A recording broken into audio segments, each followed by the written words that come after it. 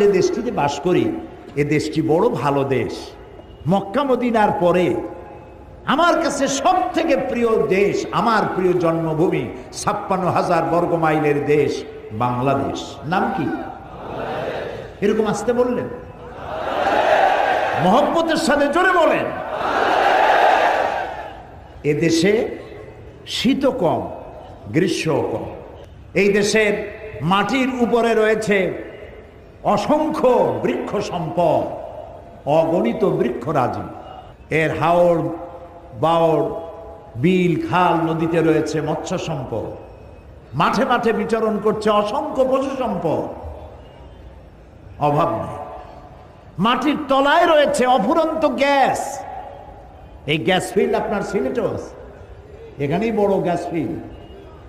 বিশেষজ্ঞরা বলেছেন এই বাংলাদেশের মাটি